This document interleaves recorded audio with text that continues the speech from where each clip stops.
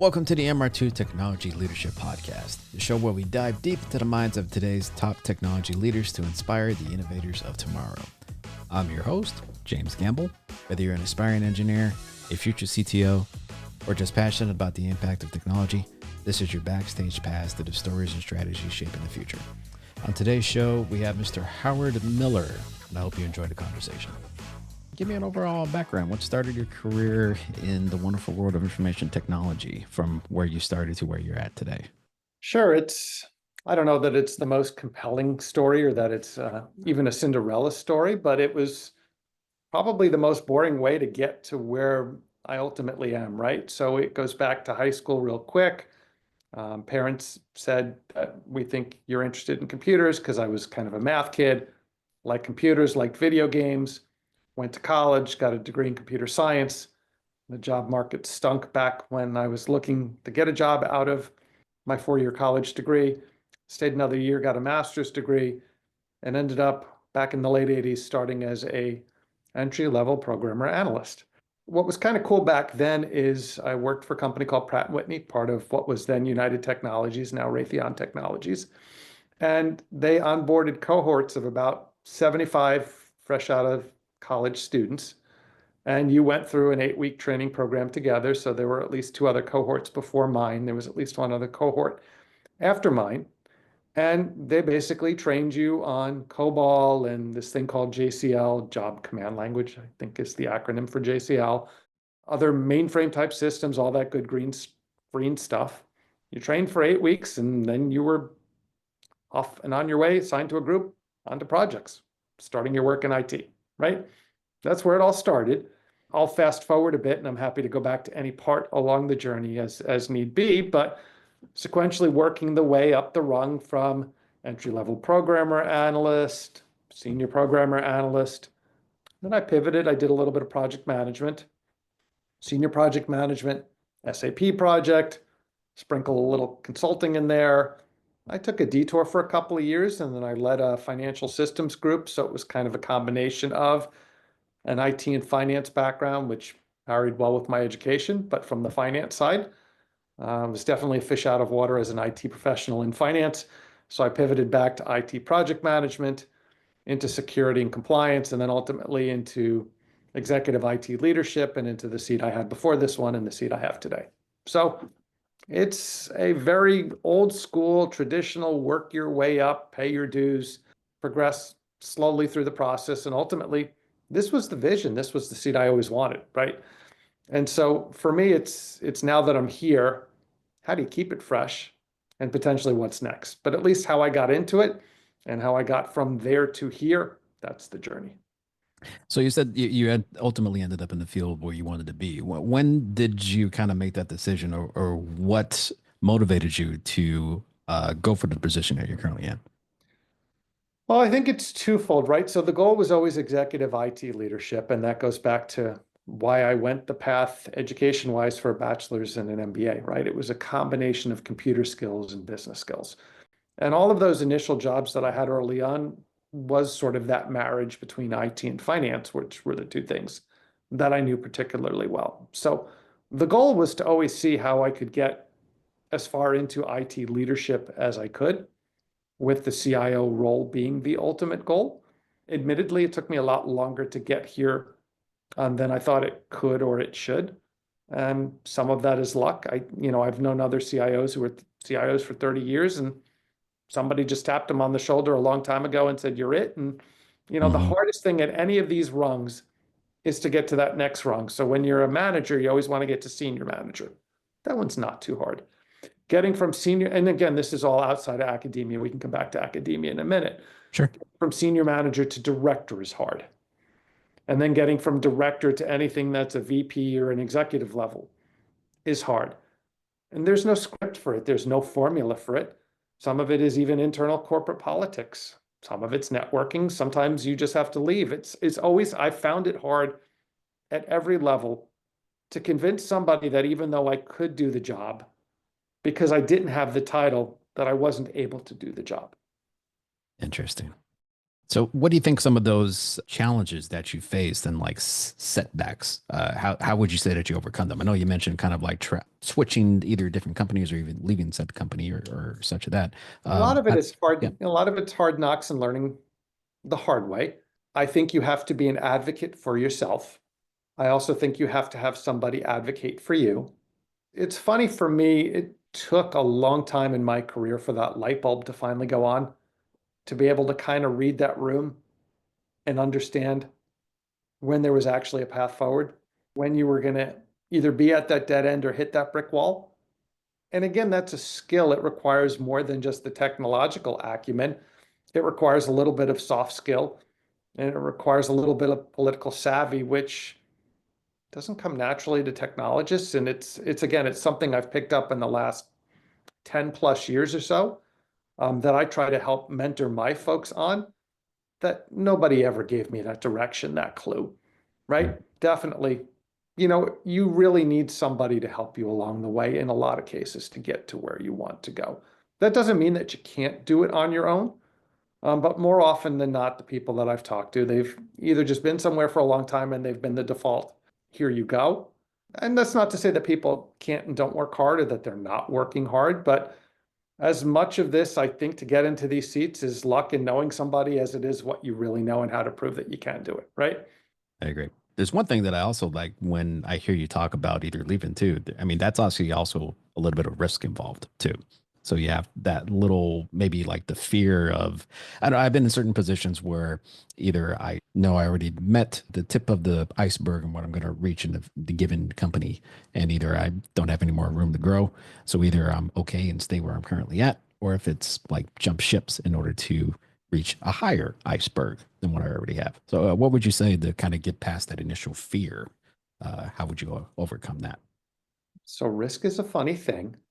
And I definitely encourage people to take a lot more risk when they're younger, than when they reach my demographic. I'm not going to put you into any demographic. I'll just say when I get to my demographic, risk is a lot harder.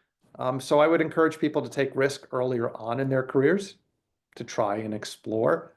Yes, it's difficult to leave, but I think if you can read the room, you'll understand that eventually your destiny is likely going to play out the way your gut tells you, and that sometimes you just have to leave because there is no future for you. And it's probably better for your sanity and better for your mental health to look for something different than it is just to wait for something to inevitably happen. I would say that. I mean, it's how I ended up in academia in the first place, right? I worked for a company, I'll keep names out of this, to protect the innocent, but by and large, it was in an industry where mergers and acquisitions rampant. Yep. It's how I ended up with that company to begin with in that location that I ended up in. And I was on the company that was on the losing side of that merger. And eventually my job was going to go away, right? At some point, it was going to be a fait accompli that it was going to be laid off. And I get it happens commonly enough, probably more commonly than it should happen, but be that as it may, right? And my kids were of the age that they were in high school, they were getting ready to go to college. And being old school as I am, and probably a little bit more inherently risk averse, I opted for something that was a lot more stable. I'm not sure if it was the right move in retrospect. It's worked out well. So I guess all's well that ended well for me here. But I took a job that had a better title, maybe a little bit more responsibility, but less money, and was more stable. Because at that point in my life, that was the decision I thought made the most sense. Back to your question, I was probably at an age that I could have taken a little bit more risk and waited to see how it happened. And I left San Diego to go back to New York. And I still regret leaving San Diego. So I don't know that I've actually listened to my own advice, which is why if I'm going to give advice at this point, that was probably a time and place that I could have taken a little bit more risk and didn't. I also will add on this with a question that you didn't ask, but I'm going to interject it now. Sure. It really highlights the level of importance of networking. Yes. Right. So I left Connecticut to move to San Diego. I'd been in Connecticut for 20 something years. I knew people there. I'd been in San Diego for 3, and then it was starting to go south. And I didn't know anybody. Right. I didn't make a conscientious effort when I got to San Diego to build out a network. right? And so I made a decision that, again, it worked out well for me. But if I were to go back or if I could talk to past self or give that kind of guidance the other way, that might have been a time to take risks. So I think you have to assess the situation, understand what's best for you, your family, what your goals are, where you're trying to go, and then decide how much risk you can and should take. Yep. Very well said. Thinking of current people kind of getting into the industry. I know you mentioned the term of like a networking. How important do you think that is, especially for like young IT individuals coming up and coming? I think it's important for everybody, right? I think for people that are looking to get their first job, it may be a little easier, but I think just as an overall assessment of the technology field, 23 and 24 were hard. 25 is off to such a rough start for a variety of reasons that it's tough to say where the job market's going to go, but it was supposed to be a better technology market, at least coming into the year. I think it's hard for the younger folks to figure out how to network at that level because, realistically, peers tend to network with peers without trying to sound arrogant about it, which isn't the intent. So I don't know how I would advise somebody who was just starting out how to network with other IT folks, other than to try and find people who've just been in the industry for a couple of years. But again, admittedly, I don't know where those peer groups may or may not exist, right? Sure. I think you have to have a good background. I think you have to be able to tell a good story, right? And I think even more importantly, what I would advise is to be able to have a conversation, like a real conversation, right? When I interview candidates now and they make it to me I just had one a couple of weeks ago. I had 3 folks come in for a help desk position I have. It's a fairly entry-level position. But if they've made it to me, I'm not going to sit there and test them how well they know Windows 11 or can they, install Jamf on someone's machine, right? I'm assuming if they've made it to me at that point that my team has done a good enough job of vetting them out. So if they're going to be out in front talking to people like me or out talking to our clients, can they have a conversation, right? And that's what's important, right? The ability to communicate. And we would all agree that technology has changed such that attention spans have definitely come in. Yep. The way in which we communicate is much different, but still the old school ability to have a conversation never gets old, right? Because you can be out talking to people all the time to get stuff done. So being able to talk to people is probably the skill on top of just having your degree or whatever certifications are required for that job, be able to have a conversation. I think that people aspect, that people skill, and when you think about technology, a lot of people are more like introverts than anything. So having that one skill is definitely good to have. To mention a little bit about like certificates, degrees, with technology and the way it is today, where there's different type of fields you can go into, either cybersecurity, server engineer, networking, what have you. How important do you think certificates are and degrees are today? Because like back in the day, I don't really think it was more kind of based off of job experience, but I think now it's a little bit more kind of geared towards like certifications and degrees and towards that. What would you say on that topic? So I would say this, I think historically we've always said bachelor's degree required. Mhm. It's probably still good to know that at the end of the day, that you can start something and complete it, right? I don't know that it needs to be a 4-year commitment. I don't know that a certification program necessarily meets all of those boxes, but let me come back to that. So at least in place of the education, if you don't have that degree, then I'd want to see some demonstrated level of experience in a position or a company for some period of time that it would at least say, okay, you stayed here for 3 years, right? Again, I think that time matters. If you change positions every 3 months, I'm like, okay, what happened there, right? So Yep. I think, again, there's what I'll call a commitment to starting something and finishing it that has some unspecified duration, but let's just call it at least 18 months or longer. That would give me at least some comfort in the fact that if you commit and start something, that you can finish it. So that's kind of how I feel on degrees. But again, my first hire at my employer previous to this one was somebody who didn't have a completed college degree, but they had been doing cyber for 10 years. I'm like, yeah, that's good enough. And they were doing it with my competition, right? So I'm like, Ah, okay, yeah, that works for me. No degree needed here. And again, I had to go to bat for that person on the number of years experience that they had, but that one worked for me. Certifications are different because all a certification means to me is that you can pass a test. And I appreciate that it's not seamless to pass some of these certification tests. Don't get me wrong. I'm not looking to demean the certification by any means, but I will give you an example. Again, at my previous employer, I had a person who had their project management certification. They couldn't run a project. I'll just park it there. They just really couldn't demonstrate that they could run a project. So they had the theory, right?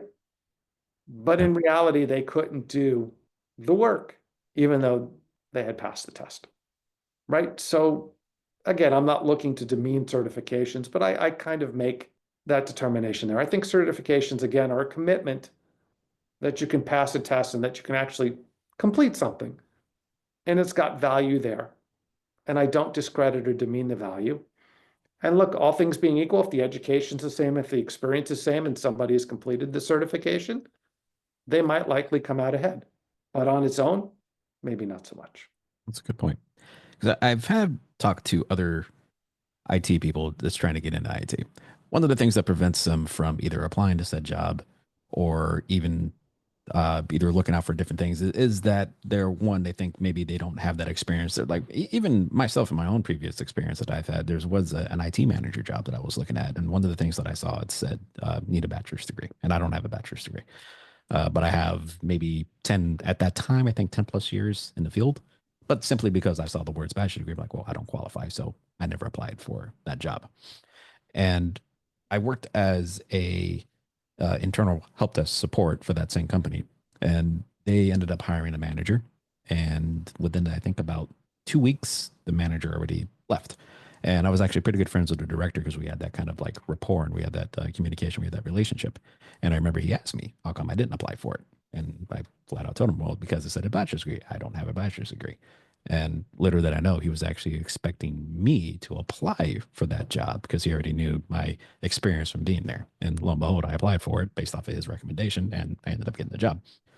But because I saw that initial need a bachelor's degree, I didn't apply for that.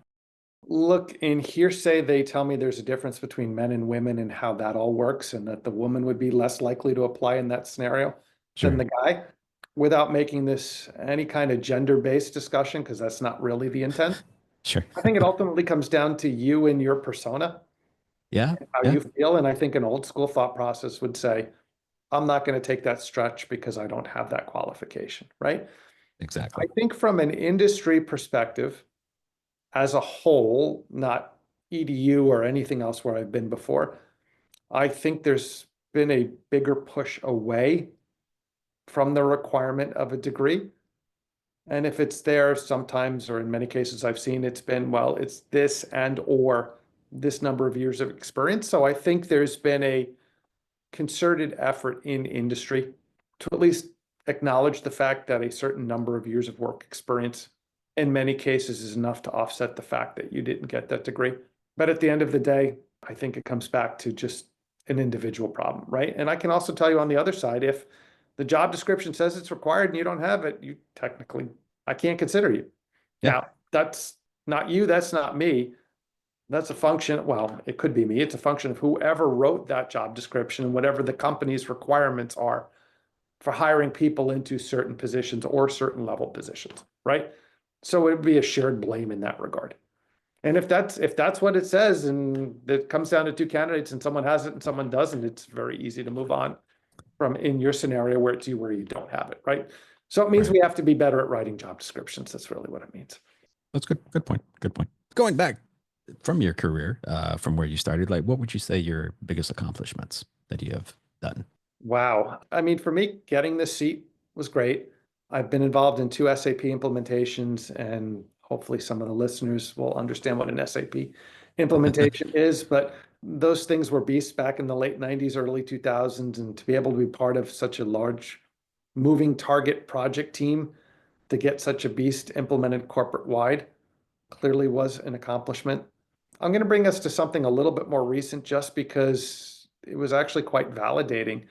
as hopefully some of the people listening to this are aware, we've had all these wildfires in the Los Angeles area. And unfortunately, we've had somewhere between 12 and 15 faculty and staff members just at UCLA Anderson lose everything.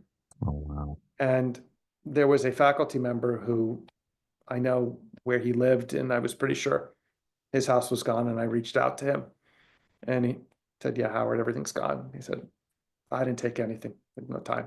Right. I said, "Well, what can I do?" He's like, "Well, Howard, do you have my data?"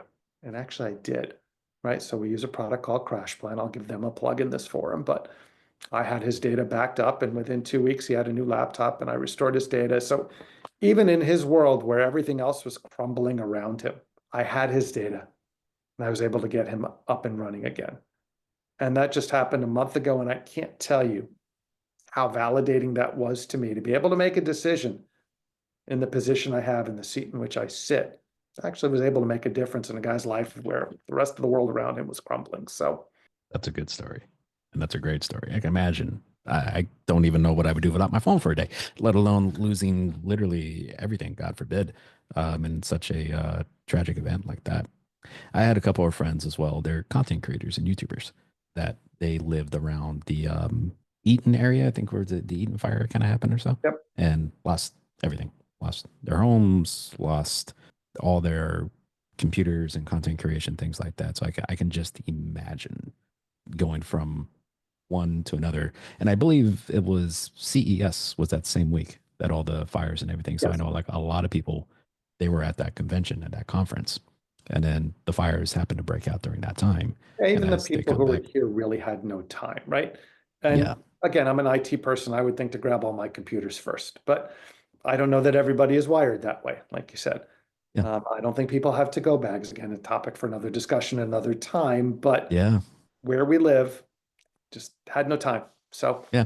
uh, That's one of those things, unless it's happened to you before, you don't think about it. Like even a simple backup solution would happen to the 3-2-1 backup. Like I know even myself, me, where I'm pretty, up and as a technology person, I don't have stuff backed up, but until it bites me in the butt when I need to eventually do that, unfortunately. I actually like that story. It's recent, and I still find it to be highly validating. Absolutely. And I'm sure that made a huge difference in his life in general, of just having to win from the last couple of weeks where it just seems like everything was like, as you mentioned, it was just like kind of crumbling down. Correct. That's a good story. Curious, and from what we had in our earlier conversations, I do always like to ask this to everybody that I'm interviewing, and then it's interesting because we kind of already touched on it. Is if there's anything that you would do differently from when you started to where you are today? I think that's a great question. I had opportunities early on in my career to maybe make a move to a different geographical market where my wife had her job. And to this day, she still never lets me forget that I didn't take that and she had to give up her career. But I think it's an important lesson to the people listening, right? Is again, I looked at it at the time maybe a little too myopically and maybe through my lens. And that if you're going through your journey with somebody else, maybe to pay a little bit more attention to that. I can't tell you where that would have led me, but again, who knows what that opportunity could have and might have looked like, right? I really liked the job that I did in the early 2000s in consulting. Loved consulting. That was definitely a match for me. But I was traveling 100% of the time, and my kids were 6 and 4. Yeah, That was a recipe for divorce. So again, I would have loved to have stayed with that job longer. And in the end, the company was Hyperion. They were bought by Oracle. So that probably would have led to a layoff and a different career move. So again, we can live with what ifs all we want. Look, the move to academia has worked out very well. I never thought I'd be in academia. I never aspired to be in academia. Probably for my first 10 years in academia, I didn't really truly get the mission, as it were, about, there are a lot of people who come to higher education and they're here to serve. And they, at least on interviews, they say, "I'm here to serve. My parents were professors. I feel a tie. I've always want to give back," everything else. absolutely. Yeah. I think it takes a while to really figure that out when you're here, when this is not the environment in which you start, when you pivot from something into higher education, right? And even initially, I worked in pharmaceutical and I worked in life sciences, right? With companies that actually produce products that got into people's hands and made people better, right? And so sort of extrapolating that model out to higher ed was difficult for me at first. I get it now. I've kind of figured it out, but I don't regret moving to higher ed, but I never thought I would be here. Okay. How was that I do, transition I for do you? regret leaving San Diego. All the things I regret leaving San Diego. How was that transition for you though, as get into higher education? Hard, kicked my Right. ass, Sure. to be brutally honest. I came in thinking I've been through corporate America, I've been with companies that trade on the stock exchange. This is going to be easy. And boy, anything but, Really? Hmm. anything but. Interesting.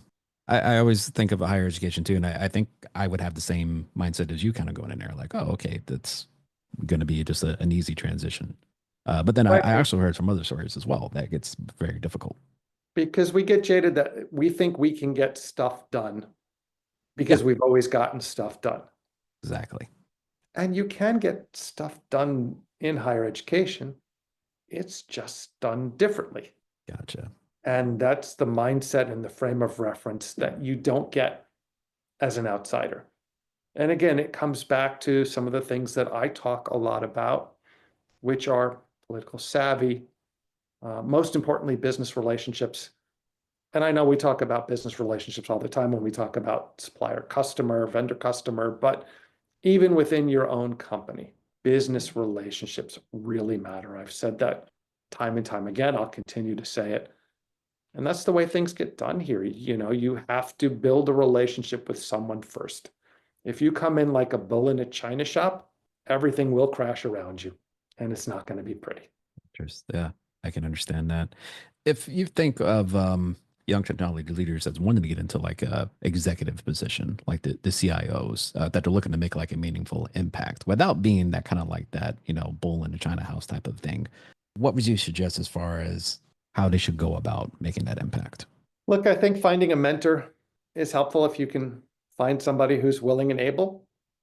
I think you need to find out how to get involved. Again, I'll go back to networking a little bit. I think you need just to go to conferences and just be meeting with other technology professionals and picking their brains, right? We talk a lot here about peer coaching. It's one of the new phenomenons we picked up over the last couple of years with some work we're doing with an external firm.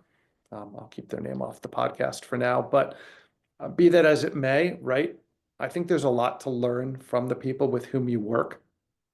And if you can find yourself in an environment where there's a little bit of trust, you can learn a lot from your peers if they're willing to help you. So proactively seek that help. You may find it, and again, this was part of what life sciences was like, very cutthroat, very competitive. Sure. You wouldn't find a lot of people that would, but even if you find one or two, just take it and run with it. But just be out, talk to people, ask a lot of questions. Not to the point that you're nudging somebody, but Yeah, exactly. be But inquisitive, be curious, put yourself out there, be involved. I mean, those are all sort of the things that I would tell absolutely. somebody younger trying to get themselves established to start and sort of try. To ask questions is always huge. And it's such a simple thing. And a lot of people don't do it. Even if, you don't completely understand something, ask the question about it or repeat it or just, muscle memory too. Just ask a question about it. It's a small little thing. It's like probably the most easiest thing a person can do can change. Just simply ask questions. What do you think in the next 2 to 3 years as far as technology is going, or even further out than that? What do you see kind of like the latest trends that's going to happen in the technology world? Yeah, I don't look past three, admittedly, because if we were having this conversation 3 years ago, we would have never even heard of ChatGPT, Right. right? So I think the net of that is that things change so fast. So I think we'll be pretty busy with whatever AI is today and whatever AI will be over the next couple of years, that it will still pretty much be front and center. As a CIO today, my primary focus areas are data, AI, and cybersecurity. I think beyond that, quantum computing is somewhere in the not too distant future. I can't tell you that I really understand a ton about it because I've just not spent any time on it yet, nor will I know how it will impact my industry more my role in terms of figuring out if there's a need to deploy it, but that's likely, if anything, the quote unquote next big thing. I've heard the quantum computing buzzword. To be honest, I know nothing about it though. As far as it's just a bunch of computers running together. That's about the Well, isn't that what the cloud is at this point? I mean, right. Yeah, so exactly. Maybe they're more powerful computers. Maybe they'll beat the AI. I think that's the thing with technology, right? I started this conversation with you talking about COBOL 37 years ago, and everybody thought COBOL was dead. And now they've got mainframes that they're trying to keep the quote unquote proverbial patient alive, where they need people who can program in COBOL. Right. So even as much as things change, maybe in some ways they stay the same. Tough to say. That's a good quote. Honestly, I think that's actually a good stamp mic drop to end it on. Howard, I appreciate your time today. Thank you so much for taking the time out and sitting and chatting with us. Much appreciated. It's always a great time talking with you. My pleasure. Appreciate it. Thank you. Thank you, sir.